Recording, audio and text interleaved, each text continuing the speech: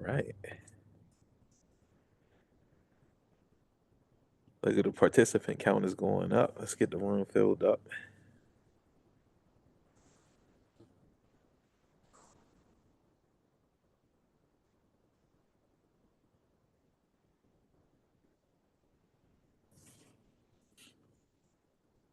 Hey, Crystal. Thanks for coming.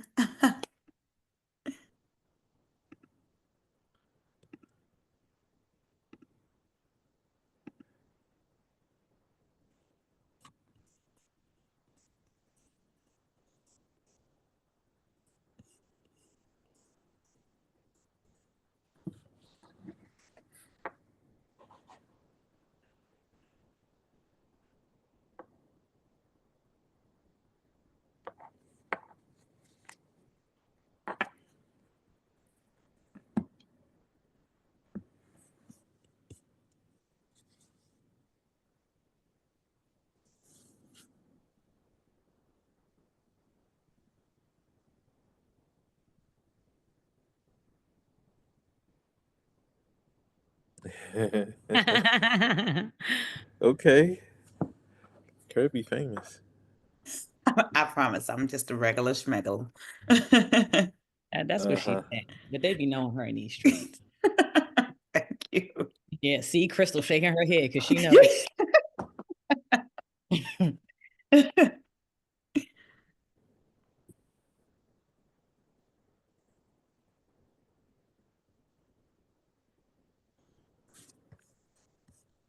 All right, let's give it a few more minutes and I guess we'll get started. Sounds good. Sounds good. Mm-hmm.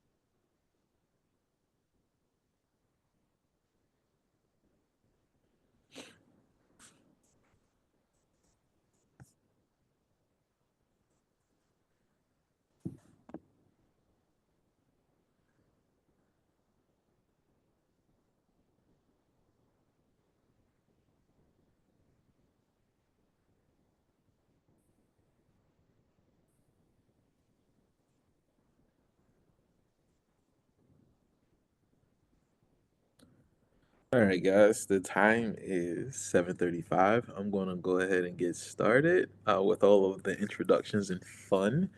So, my name is Theo Jones, and I am going to be hosting this wonderful evening. Our talk today is navigating mental health in uncertain times, and we are accompanied with these two lovely ladies that I'm going to be introducing next because we're going to be discussing strategies that thrive and promote wellness in these uncertain times. First up, we have Dr. Anyi Atabong, DNP, FNP, PMHNP. She is an experienced nurse practitioner with over 20 years in the healthcare field. She brings a broad clinical background in evidence based mental health and primary care, dedicated to enhancing patient well being, improving treatment outcomes, and driving positive changes in healthcare. As the co founder of Capital Multi Health Group, she is committed to transforming knowledge into action to reduce health disparities and is a huge advocate for culturally sensitive care. Dr. Atabong is also an adjunct professor at Coppin State University's Helen Full School of Nursing, where she earned both her undergraduate and graduate degrees. Her true passion lies in mentoring nurses, engaging in community outreach, and challenging mental health stigmas, both within her profession and beyond. She's a co-founder of the Society of Psychiatric Mental Health Nurse Practitioners of Color. Ooh, let's give a hand for Anyi Atabong. Big Doc in the building. Big Doc in the Ooh. building. All right, now next up, we have another Titan in her own league. We have Miss Kirby Williams. She's a PMHNP, nurse practitioner specializing in psychiatric training. She has been practicing mental health since 2012 and has a strong commitment to mentoring and supporting future psychiatric nurse practitioners. From 2013 to 2022, she worked in nursing academia at both the undergraduate and graduate levels, covering a wide range of mental health topics and courses. In 2019, Kirby founded the Black PMHNP Collective in Virginia to address the unique challenges and empower Black psych NPs. As the owner of Beacon Behavioral Health and Consulting, her private practice, Kirby provides psychiatric services for adults in Virginia. Her passion for mentoring and teaching psychiatric nurse practitioners and students led her to establish the PMHNP Source LLC, an education and professional development company. Through this business, she has developed digital products and a membership community designed to empower, guide, and support new psychiatric mental health nurse practitioners on their career journeys. In 2024, she had the opportunity to co found the nonprofit, the Society of Psychiatric Mental Health Nurse Practitioners of Color. And ladies and gentlemen, let's give a hand to Kirby Williams. Ooh, Thank y'all. that is some impressive bios there. Yikes. I'm gonna keep mine to myself, and we're gonna dive into these questions. Yeah. All right, guys. So thank you for having me here to moderate this evening. I'm gonna dive straight in just to kind of respect your times and give you the maximum amount of time to kind of walk through what we got going on here. So you guys can do this however you want. Whoever feels the mood to strike them to answer the question as they see fit. So I'm just gonna put this out here, ladies. Uh, I will agree with this that access to mental health care continues to be a persistent issue in our communities. Most BIPOC communities, this is probably a big one. But I guess my question here is, what barriers are you seeing most clearly right now? And are there innovative grassroots or community led solutions that give you hope in situations like this? Yeah, great question. Great question, Theo. I definitely think some of the kind of barriers that I am seeing, a big one that stands out is when I think about the disparities in diagnosing people of color with conditions appropriately and accurately. I see that as a major issue. We can go back to a lot of research that's out there, especially in children, where it speaks to, children who are of color frequently getting diagnosed with bipolar disorder, other kind of disruptive disorders, and not ADHD, not seen as having ADHD. And we know that that can be something that can happen in all communities. But for some reason, Black and Brown children are not typically given that diagnosis.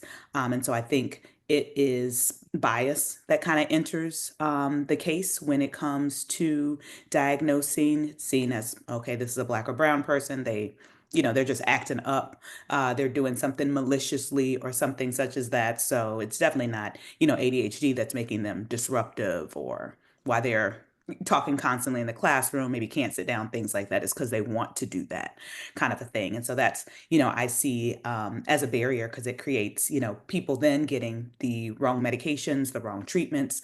And a lot of time when I think about children and even adults as well, then they, instead of receiving treatment, they actually receive punishments or punitive things like I think about children, expulsions, suspensions, things like that. Think about adults, it's jail time.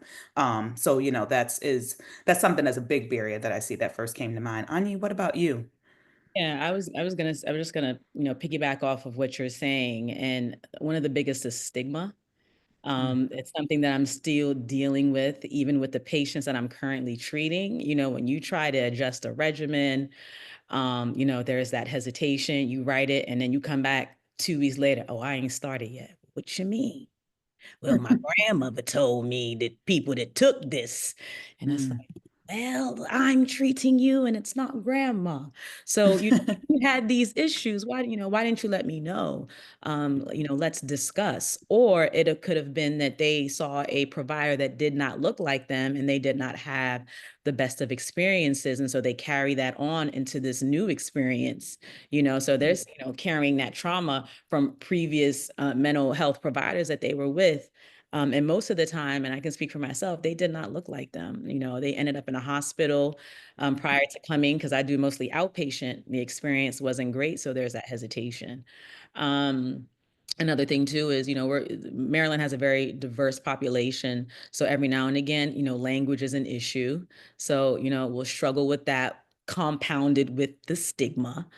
And so those are one of the, those are some of the big things. I want to say primarily it's the stigma and not having culturally sensitive providers, or not as Okay. many as I would like to see.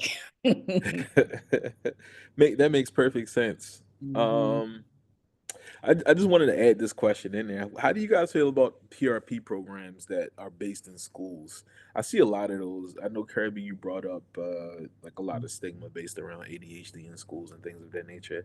I just wanted to get your opinion on that briefly. First of all, what's a You mean PRP? I'm partial? sorry. Yeah, it was like the So they're like psych rehabilitation programs that they base in schools. They're like an extension of a like an outpatient psychiatry office. They Oh, usually but work with instead they kids base that, it in the school. So like yeah, if so like that, if a kid need to be seen, they could just be seen like during school hours, would you say? yeah, Or like a little bit more like an after school kind of visit. So basically, what they'll do is they'll have like a group of kids that they'll see. These kids will have a varying degree of different diagnoses, like Mhm. oppositional defiance disorder, ADHD, or whatever have you of these like a hodgepodge of diagnoses that they label these young children with, who have other socioeconomic factors that are weighing on their Mhm. lives that kind of impact their behavior and how they interact with the world facing them. Mhm. Yeah, I guess it depends on what's included in the PRP program. If it is more of a, I won't say like a social network, but something where people are getting maybe peer support or kind of education around things like we're going to learn coping skills. Let's just say that, then I would say that sounds great. If it is more focused on, just diagnosing children with something or diagnosing any individual with something, and that becomes kind of the sole focus, then I think that could, you know, it's good for access, sure, because it's at the school. But there's always the thing that you just mentioned, Theo, about there's a variety of different things that children of color and community of color do experience. And I don't believe, and I'm sure probably most people or everybody here on this call doesn't believe that everything needs to be pathologized. And so it depends what's, kind of being offered in that type of program. If it's another program that's okay, we're focused on diagnosis, focused on just giving medications or something like that, but not digging deep into what experiences is the child having, what challenges is the child having, what challenges could be leading to the whatever behaviors that are being seen in the school and things like that. Then that's where it could be problematic or just not that helpful or not fully helpful and comprehensive. Okay, got Hmm. you. Yeah, I like it. the biggest thing, So, yeah, so I completely agree with Kirby, especially on the access piece. It is accessible. However, it depends on what they're offering. Um, yeah, and pretty much, hopefully, it's collaborative. So I hope that they are connecting with, if they have a clinician, that they're collaborating as well to make sure that they're on the same path of care. Hmm. got it. Mhm. Just want to do a follow up question. So, in the communities that you ladies serve, what mental health themes or challenges are servicing most during this current moment of social, political, and professional uncertainty? Uh, we all have different traumas that come layered in our like systemic barriers and collective griefs that we like deal with on a daily basis. So, I just kind of want to know like what are a few of those different challenges or themes that you're seeing recurring a lot in practice. Well, from a political stance, I'm in the DMV. So, need I say more? with the defunding of federally, not federally qualified, but federally funded programs, we're seeing a lot of decrease in funding of federal programs. We have 4 HBCUs in the state, and they're pretty tight knit, and so we were already struggling for resources. So now we're like scavenging from nonprofits or state resources, which didn't have as much as federal. So that's become an issue, losing programs. And then from a patient standpoint, to be honest, I didn't realize how many of my patients were federal employees. I'm looking at about 50% of my patient population works for the federal government. I did not realize. So a lot of them have lost insurance because they were fired and let go. I had a patient actually who was telling me that in her department or in her agency, 4 of her colleagues have unalived themselves. So they've lost one individual in each month. So January, they lost somebody, February, March, and April. And now she's super anxious because she's waiting for the 5th person, because it's just been a reoccurring theme, because we tend to forget that some of these individuals are people that do not have family members. They don't really socialize in their communities, and all they know is that job that they've worked for 20 and 30 years. And so when you take that one thing away from them, they don't find, they don't find a reason to be here anymore. And so, they've taken their lives. And so that's been the biggest struggle, is losing resources from the patients and from the community. And so, you'd ask me about the commission, and that's what the commission does. So I do work with the Ethnic Commission, which is the one of the ethnic commissions, which is African Affairs for the state of Maryland. And we're also realizing, because I have a lot of patients who are also immigrants of legal status, by the way, they're not illegal, but there's a lot of fear instilled in them. So they're not leaving their homes. Their children are not going to school, for fear that they may be unlawfully taken away and locked up. So trying to be able to instill mental health resources for them, in terms of, a lot of the sadness and a lot of the anxiety that's occurring. And then for those in federal government, fear of the unknown, because they're like, we got a rift coming, and they're saying by June, my department is going to lose another 1,500 people. Am I next? So, Yeah. yeah. Gosh, that's tough. That's Yeah. really, really, really, really tough. Currently I don't have as many patients who work in federal government. I may have 1 or 2 who work in federal government. I'm in the state of Virginia.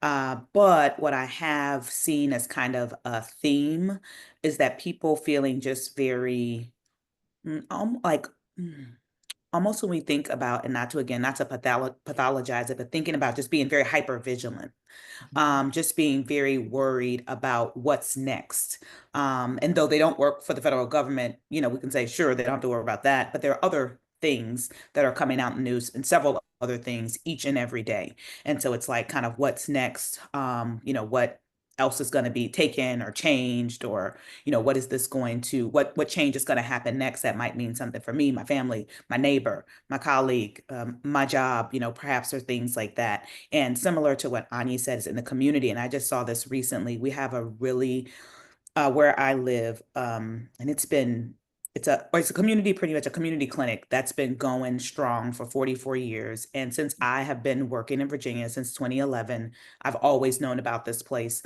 I send several patients there for medical care, for harm reduction care. They do all the care. They do all the care you can think of. They do it, and they do it with volunteers plus federal funding. They just put out a story today saying that they lost almost $1 million, and that they're at risk of, Shutting. losing it all, and to help support patients. And they support so many, whether people have insurance or don't have insurance. If people, have issues due to healthcare access because of language, they make sure to secure, a translator that will work with the person and help the person if they have to go to other appointments outside of their clinic. Like, they really do a lot of good work. And so that's just something I've seen then just now in the community of, okay, these really great cornerstones of such, care and support for patients on many different levels, are losing funding, or then fear losing funding, and things like that. And then, and then people, the worry also about kind of the financial burdens as well. That financial burden is very, very heavy, heavy to patients probably before this experience, before the changes in the guard, we'll say, but have been very heavy. And so kind of a worry about that and what's next. Will I be able to afford appointments? Will I be able to afford medications? There are going to be changes there. So that's a lot of the things that I'm seeing and themes that I've noticed. Got it. Those are all poignant points. That kind of just leads me into my next question. As providers of color, we often carry a lot of emotional weight, especially of what our patients go through when they come in and talk to us. They unload heavy burdens all the time. Hmm. Um, how have you guys learned to hold space for others without losing sight of your own wellness? Like, what would you say to other like BIPOC nurse leaders who are trying to find the same balance? Yeah. Why you looking away, Anyi? I got an answer You because I got an see? answer. Oh, you got an answer. What's your answer? What's your I answer? My answer is no, saying no. I'd be like, no, I can't do it. No, I am not available. No, I am tired and I don't feel guilty. Now, it took a long time to get there. Like I had one today, it just reminded me of a patient. Sometimes you got them needy ones.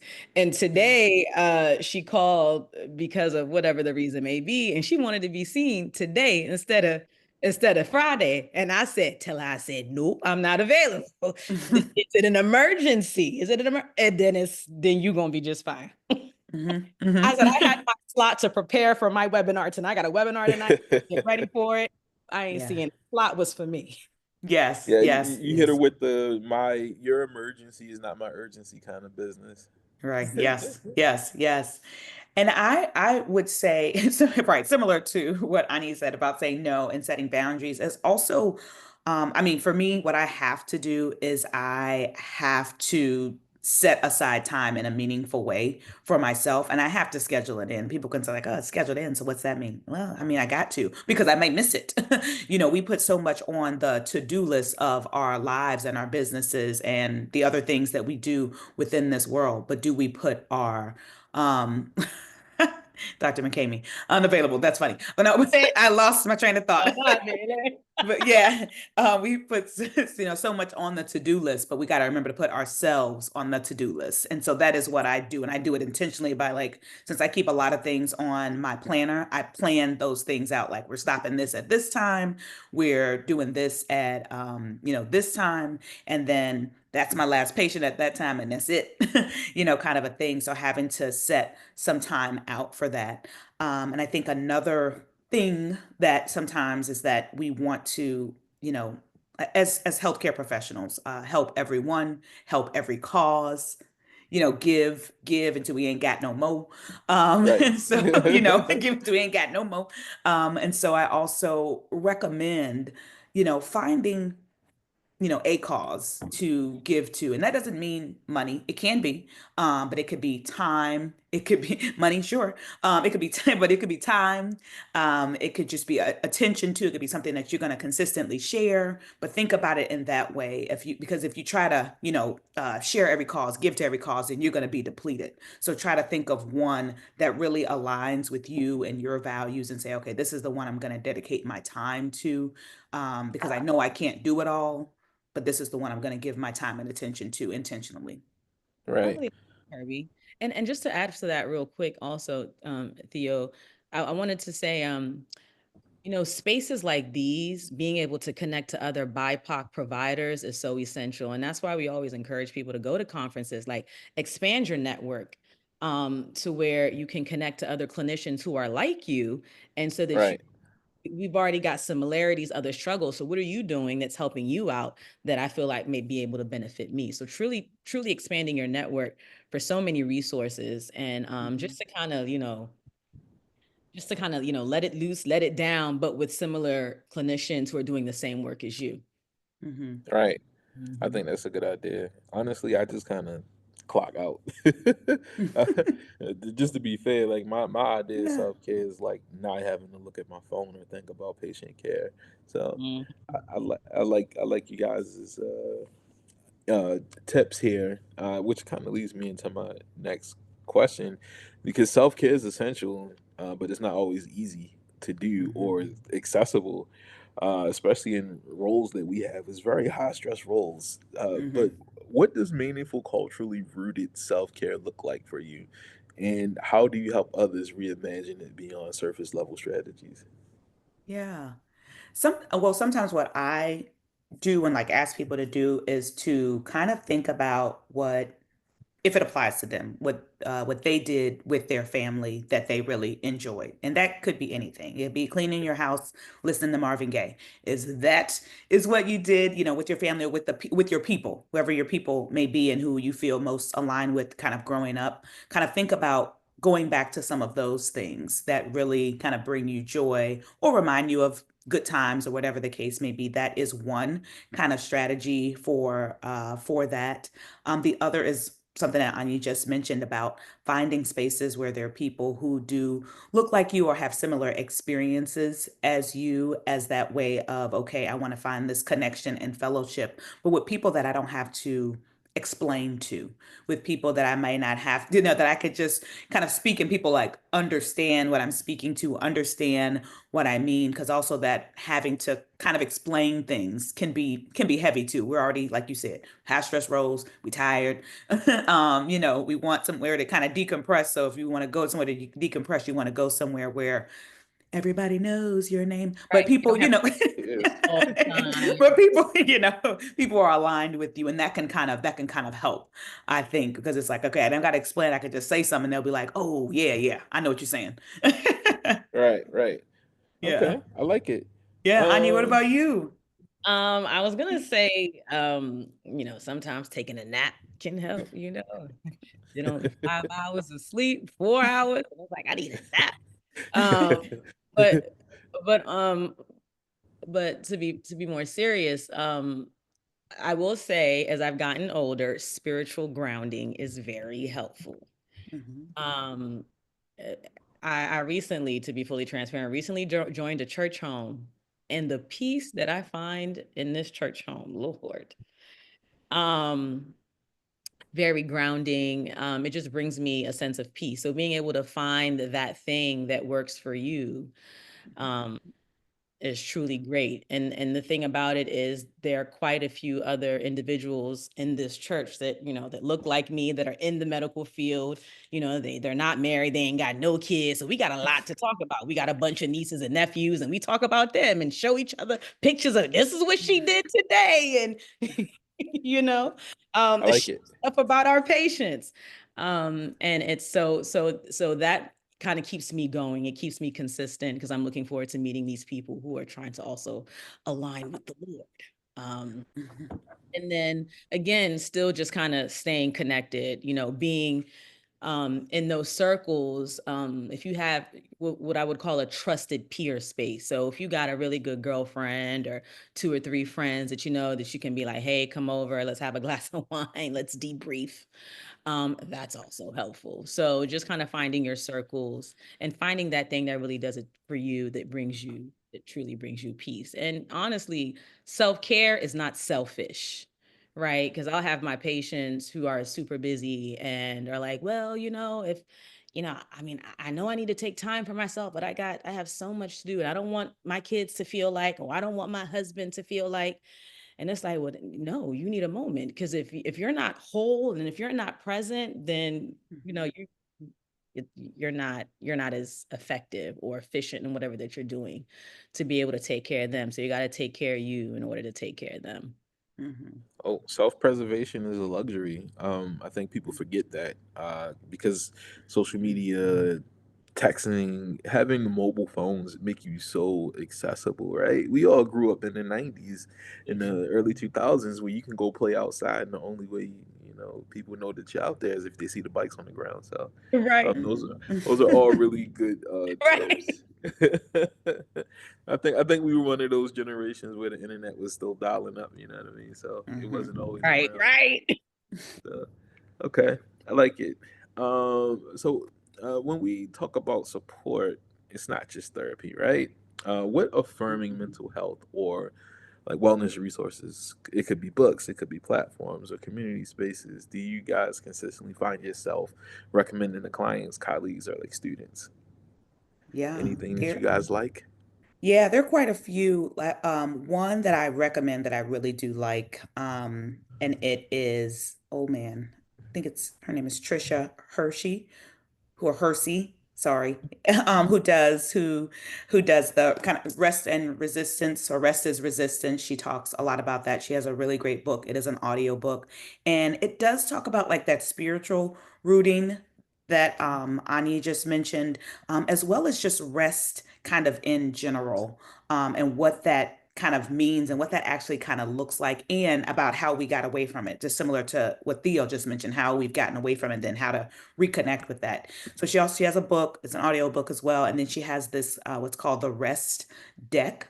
Um, and it's like a card deck, and I think it gives you like kind of ideas to do, because again, if we're not used to doing something, if you know been attached to your phone, things like that, then you might need like an actual tangible, like, okay, this is what I'm going to do today, to, kind of make it a habit so that it becomes kind of regular for you. That is like a big one that I kind of turn to, and then I've talked to some of my colleagues about turning to, as well, for support in that arena, that is not therapy, not being with a therapist, but it is still caring for you and caring for yourself. That's a big one for me. Yeah, it is. Yes, the DMP is a color theme this year. Yes, yes, yes. Funny enough Yeah. that we're talking about it. That is our theme this year. I mean, we couldn't have picked a better theme. All right. Yes. With the Yeah. climate, Definitely the you know? business. So yeah, it's definitely, rest is not a luxury. So definitely makes sense. But some of my I've recently been listening to Michelle Obama's podcast. Mm, Oh my gosh. Michelle is my big sister. mm, Like that, she's my big, she don't know, but she my big, big sister. Okay. She's so relatable. Oh my gosh. So relatable, so humble, and has so many gems and so many tips that she shares, especially in reference to resting.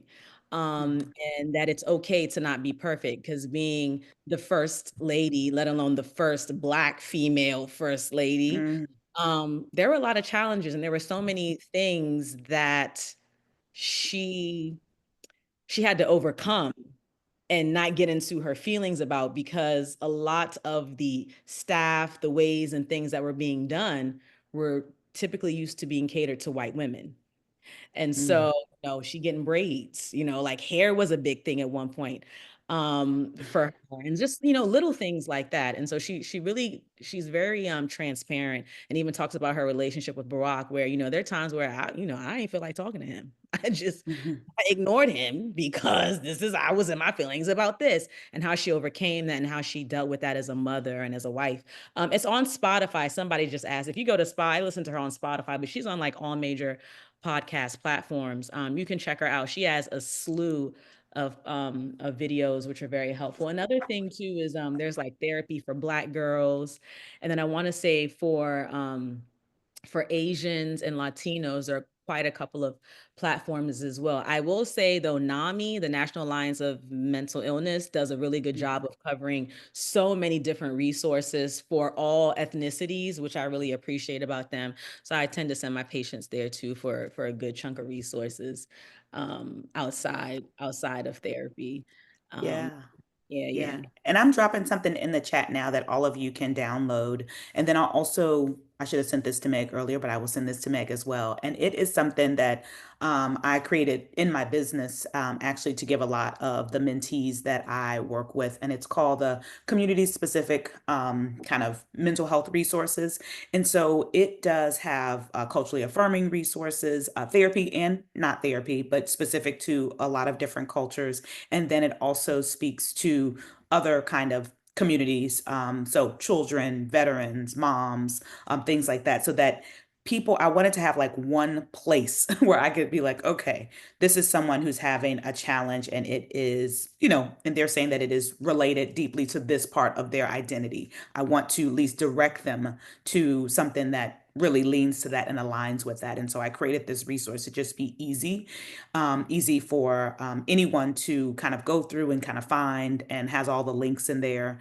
And then also, like I said, for my clients, and then for the mentees that I work with as well, because they actually, one of my mentees, actually a couple of them mentioned since January 20th, that they were having that they were, talking to patients about a lot of the challenges, and how deeply the challenges were impacting different parts of their different identities which they held. And so I said, let me create this resource so that other professionals can have something to direct people to, because it's going to be hard for us to know every single resource out there. But if I put it in something, then at least you can say, okay, I got it, so let me just look for it when if I find someone who like needs a resource, let me look for it and pass it on to them.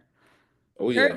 Kirby is like the queen of resources. Kirby, you ask her about anybody, she is the go-to Not girl for you. anybody. But when you asked that question, I was like, this is her question, because and then look, she came with a file, y'all. I knew A PDF. the file. She has all the He's resources locked in. I love Yeah. it. locked in. The PDF resource. Yeah. All right, guys. Let's this is gonna be a two-parter. Let's get a little magical with it, right? Ooh. So if you could wave a wand, right?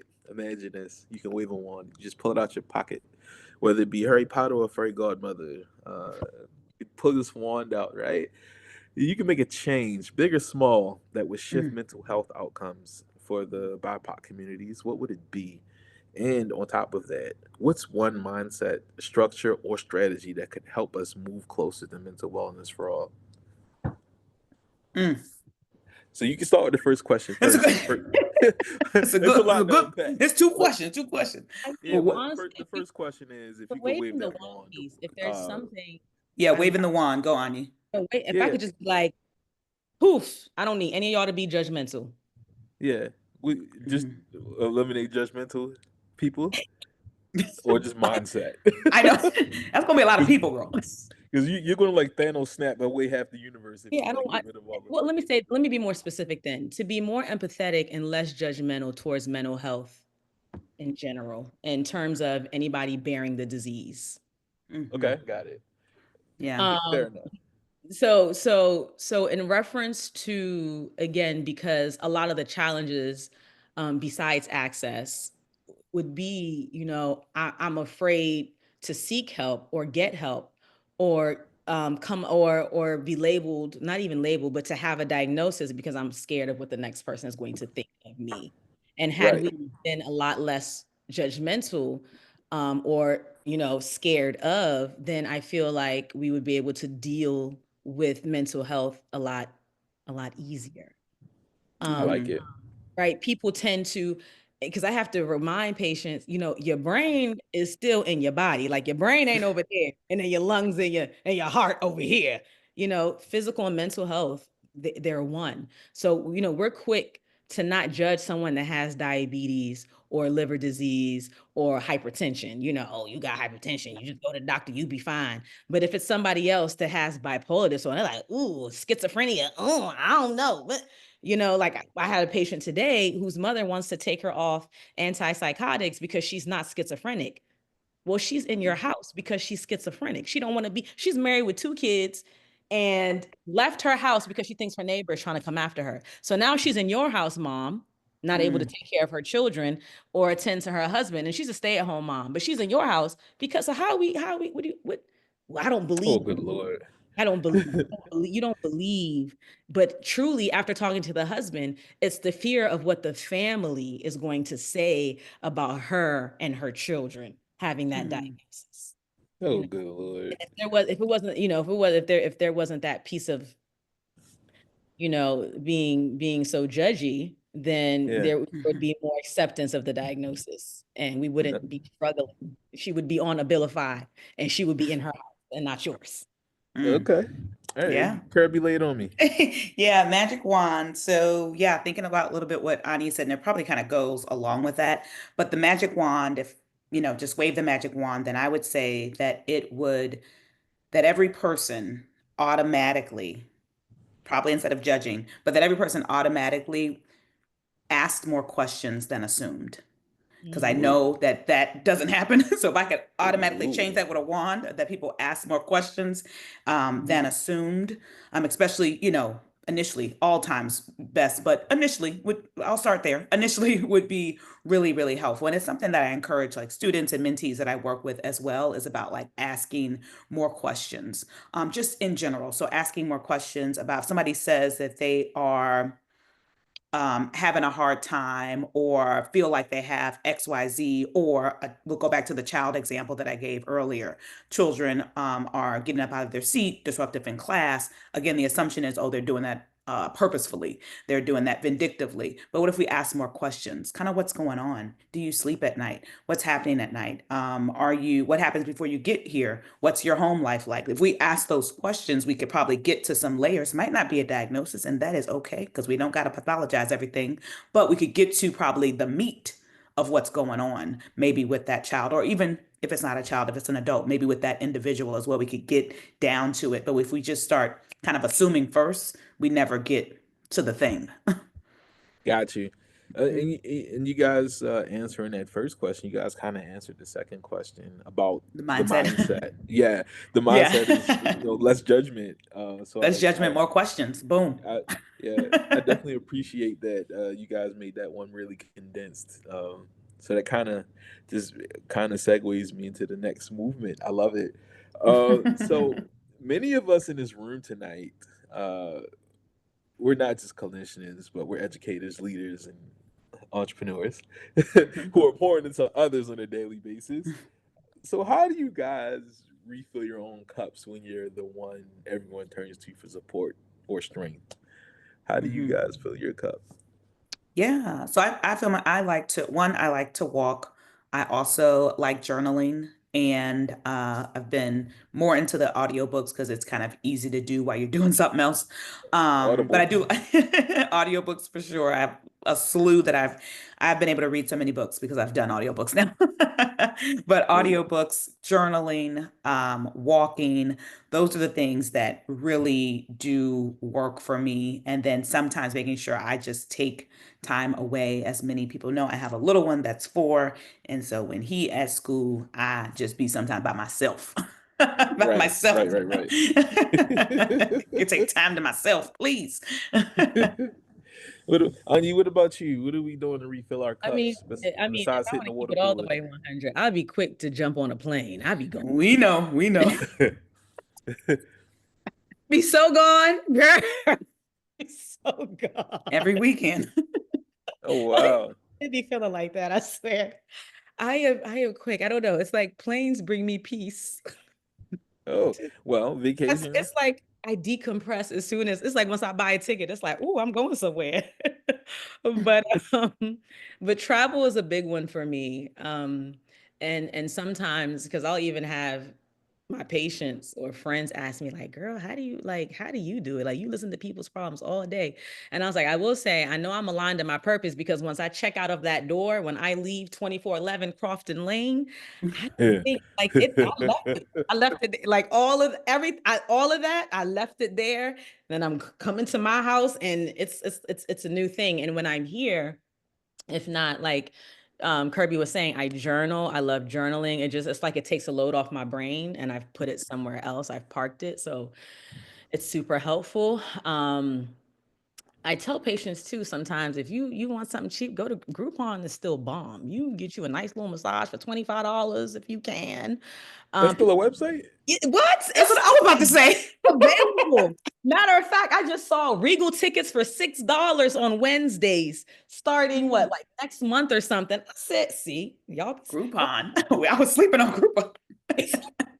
I thought it went out of business. I don't know. I I don't was, know. I was about to say I took a vacation on Groupon maybe like 10 years ago. I haven't heard from See? it since. No, Like, no, Groupon, it Groupon. wasn't a good vacation, but I get what you're saying though. Right, it's still a thing. And honestly, social media, Instagram is a phenomenal resource for places and things that you can do. You just put like free events DC, Mhm. and especially with the summer Eventbrite. coming, events, even an Eventbrite, Mhm. is that's where I've been able to LinkedIn. That's how I met Danielle McCamey, the big Danny. That's how I Here, met Honcho. The boss. You feel me? Have you a nice little profile on LinkedIn. You don't know who slip into your LinkedIn DMs, okay? And your LinkedIn DMs is also a great resource to meeting like-minded professionals that will, lead you into greater things, bigger things that bring you peace. She stays sliding in the They LinkedIn. sliding. Hey, that's good. That's good. One She one other does. thing one other thing that I would add, because it's free, and sometimes when you're like short on time or you just need like a quick moment to debrief, like between patients, or before you start your clinical day, I do, or your work day, wherever you may work, I do like to use Insight Timer. Hmm. They have free Anyi, come So on now. I was going, go ahead, you can finish. Insight Timer. And I mean, I know there's a lot of other ones, but I like Insight Timer. It's free. It's free for all the things I need. So they got sleep sounds, they got nature sounds, they got 3-minute meditations, they got like aspirational kind of kind of talks to pep you up, like whatever you need, they have it. And so if you just need like, I need a woosah after a very tough encounter, call, whatever the thing may be, they have like a 1-minute meditation, and it just like, and you think like, oh, 1 minute's not gonna do anything, and you feel so much better after. So I was just about to add to that. Even for us who are, like Apple fans, like I'm all things Apple. So my Hmm. Apple Watch, the Breathe app, Hmm. I would encourage my patients while looking for a list of resources and things for them to do. I would tell them, if you're an Apple, you got an Apple Watch. So I was like, let me do it myself. What? Hmm. I felt so good after deep breathing for 15 seconds. I did 5-second breath 3 times. And let me tell you, it was the best reset ever. And ever since, when I need a quick one, 30 Hmm. seconds, I'm good. So Yeah. deep breathing Okay. is really it. So using little apps that our devices come with, we should utilize those. Oh Hmm. yeah, I like it. Okay, off the fun. Would you deep So, breathe? Yeah. um, Not do. I love that. That's let's let's move to the next question here. In a time where DEI efforts, I'm so tired of hearing that an acronym. In a time where DEI efforts are being challenged or scaled back, many of us are questioning how to keep showing up in systems that weren't built with us in mind. Uh, how do you sustain your purpose and protect your peace while continuing to advocate for equity in your professional spaces? Um, I can tell you 100%. Like I just, I'm so tired of these people. But I love it. but go on, ladies, rock on. Let me hear what you got. How do you sustain your purpose and protect your peace while continuing to advocate for equity in your professional spaces? Yeah. So, well, I was gonna say, sometimes what it is just what we did, and which is create something, you create something outside of those spaces and those structures, because you're right, if they were not created for you, or if you're coming up against a lot of tension, you might be in a structure that you're not. They're like, you know what, I know all this stuff is going on, Kirby, and we still rocking with you, but if they ain't, then it's creating something of your own that is outside to help protect your peace. Something that you can go to, and you don't always have to create your own. Maybe there's a space already out there for you, but creating or seeking, those like-minded individuals, those spaces that are going to support you, that might already be doing the work. I'm tired of that too, but you know what I mean. Doing the work, doing the things that you could just get involved with and can, continue to push forward, because it can be hard in spaces that are not going to, support you, that are not going to continue to uplift and empower you. And so sometimes it's like, and I always tell people, think about your own capacity. Now, some people, I used to work in academia, and I left. But for some people, what they felt very strongly, they felt like their capacity could like fight every day in that structure, in that system. And that's okay, because that's their capacity. I did not. So I left. But I found people and found spaces that support me. And so you have to think about your own capacity too. And if you can, like, show up every day and be like, with your with your knuckles up, that's cool, that's great, that's good, for you. But if it's not within you, not aligned with you to do that, then it's like, okay, how do you protect your peace? you decide to leave the structure if you need to, and if you can, or you decide to, okay, let me find something that will support me and empower me in a meaningful way. Right? I agree with you 100%. I'm telling you, people will literally hop in the chair, put the rope around their necks before they. I know this is a horrible example for a mental health discussion, but Right. people will literally kick the chair away and be like, "Why y'all not helping me?" Because Mm, you supported a system that's dismantling everything that we believed in for years. So mm-hmm, you want me to help you? No, I'm going to rest. I'm going to stay home because I've been fighting way too long. So mm-hmm, mm-hmm. what you got, Anyi? Let me. How do you keep You, showing up to you, these you professional spaces? Like Dr. McCamey did. You create your own damn space, okay? You Mm-hmm, mm-hmm. create your own community, and you create that table, and you bring seats to the table, and hence And lunch and some lunch, okay? that tastes good, seasoned. And hence there are organizations like DMPs of Color. There are organizations like Black Health Connect. There are organizations like we just recently founded the Society of PMHMPs of Color. Because of that, we created our own space in our own community to be able to advocate for ourselves. We realized that there was a gap, there was a need. So what can we do to fix that, to meet the needs of our fellow BIPOC clinicians?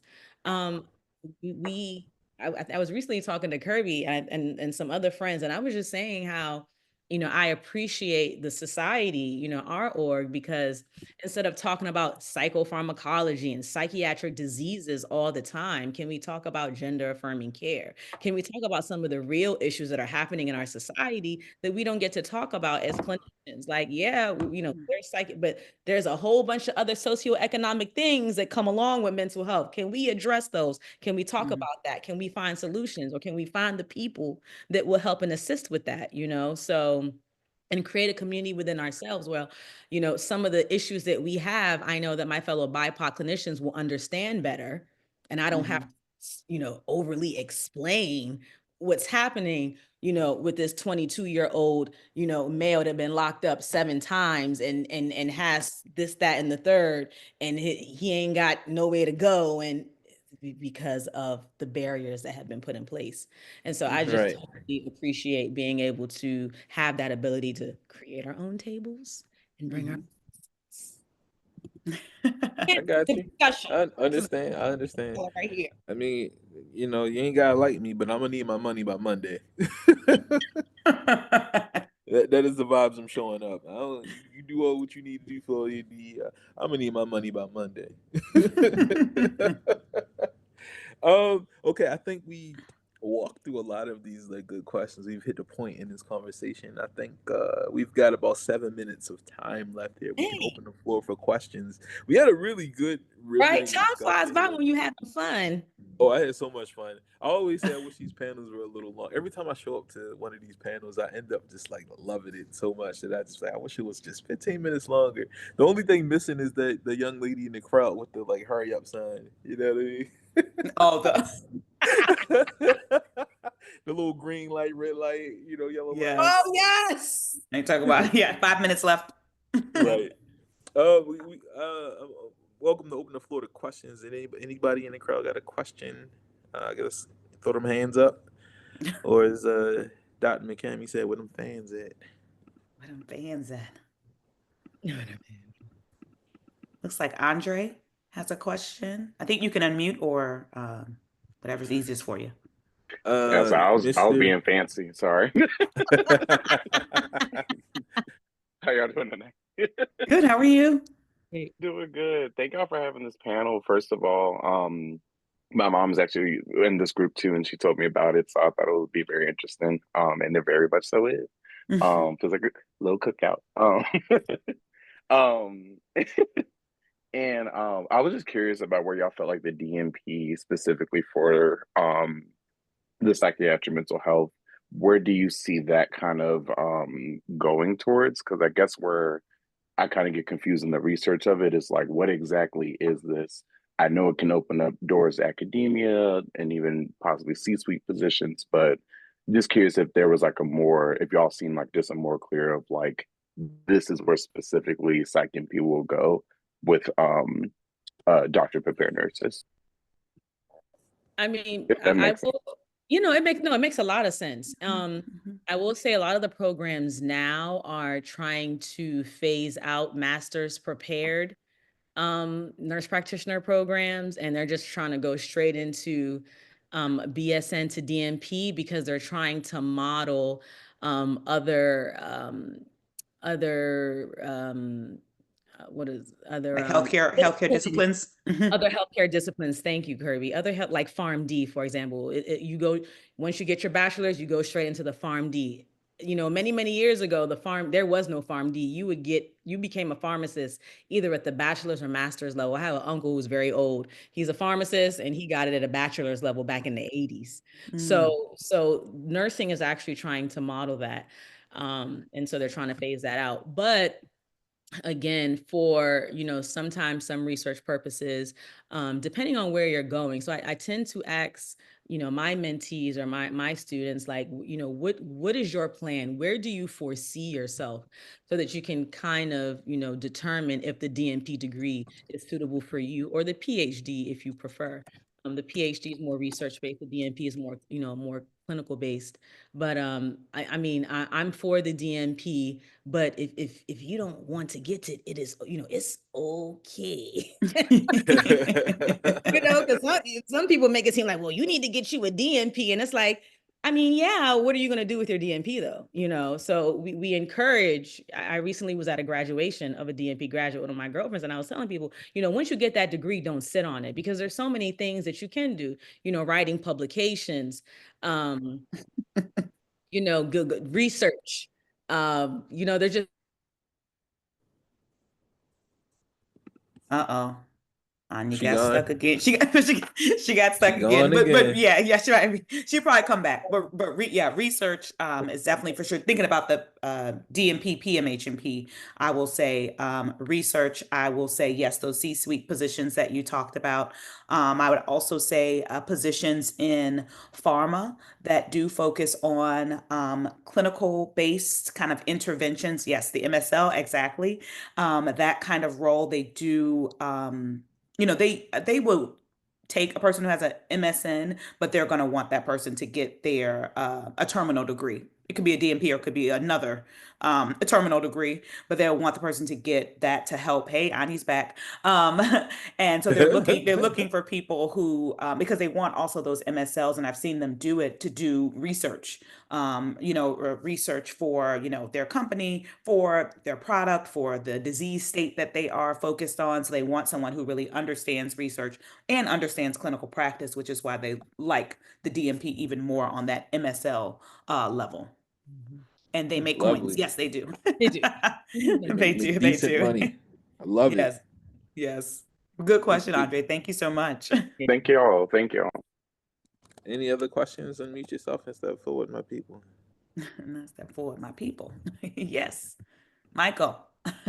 Yeah, I guess I don't know if it's necessarily a question, but I want to say I appreciate y'all having this convo today, because I think you know as a brother, I tend to dabble in the toxic masculinity of being like, yo, I could do it, I could do it.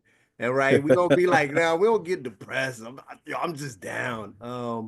But I want to say these conversations are a reminder to that. And also I think a lot of us may share in that, we don't have, we ain't been here before, from where we come from. So sometimes we go, man, we got to appreciate and be living in every moment.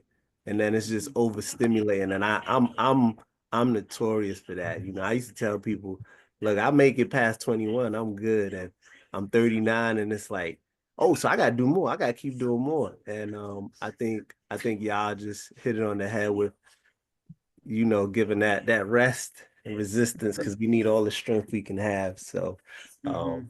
I guess my question to y'all would be is how do we kind of get each other to put more checks and balances in our own, like in our own way, kind of like trick ourselves to take them rest. If that makes sense to y'all. Mm-hmm. So Yeah, no, Oh yeah. it does, Michael. It does. I think, you have to find out what works best for you. If scheduling in your phone is a way, you're always going to like do it, then, do it that way. For me, like I said, it's my planner. So if it's written in the planner, I'm going to do it. And I do plan it just to say Kirby time. That's what it say. I know what it mean. My planner know what it mean. So that's what it say.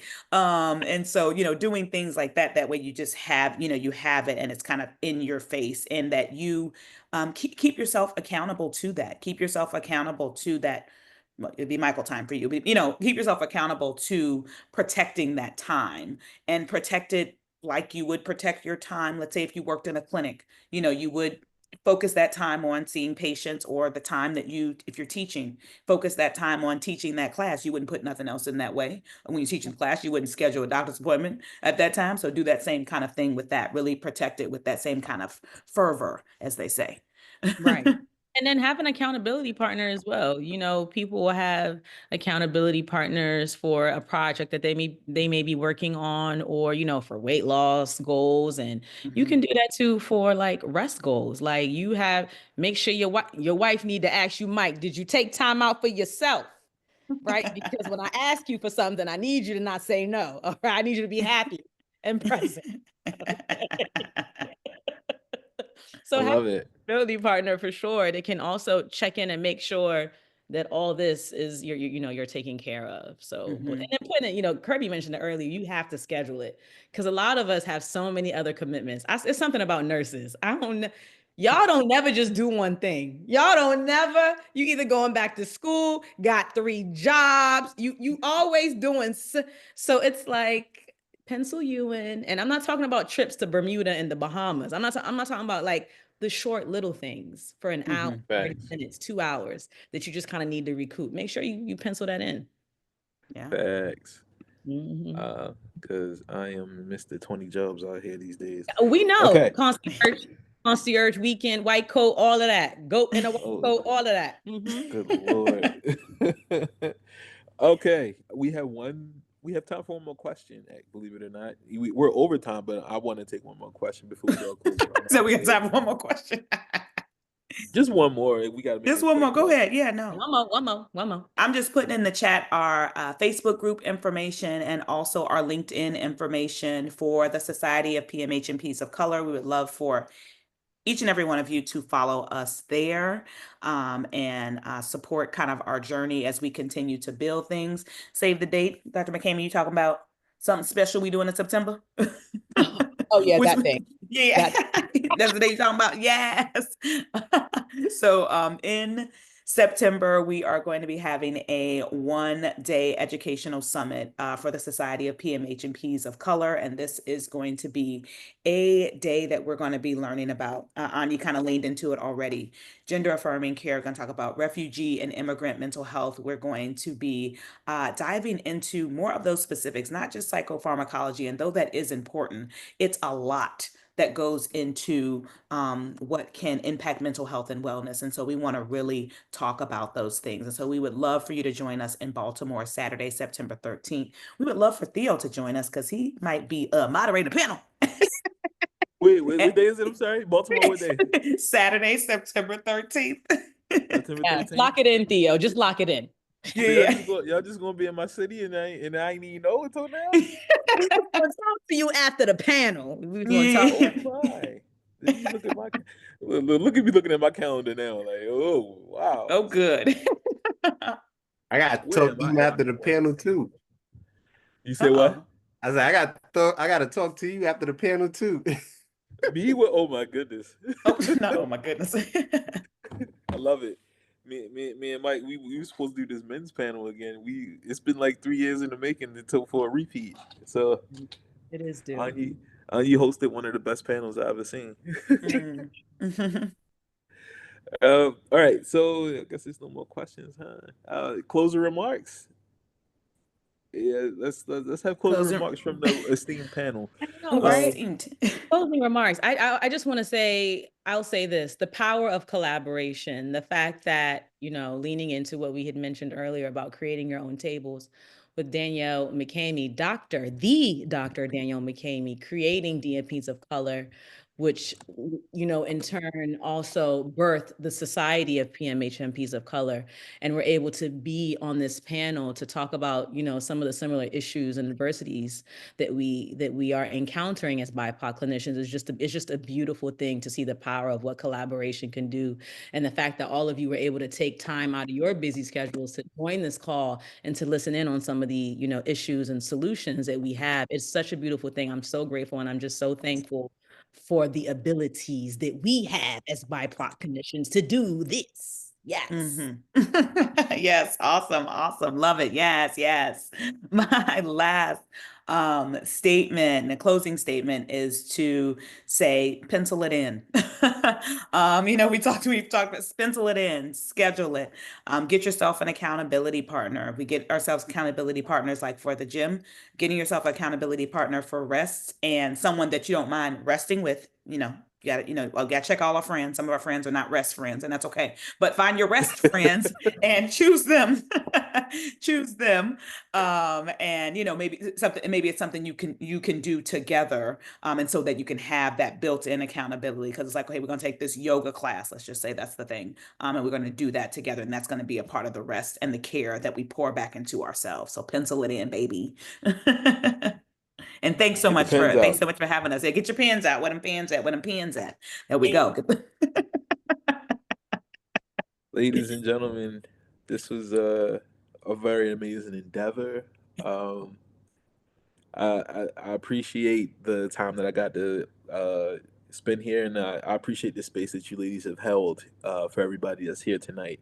And with that being said, it's time to call it a night, guys.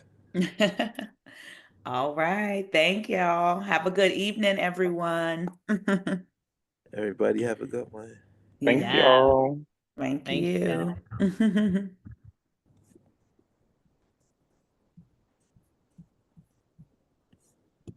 All right, let's see here.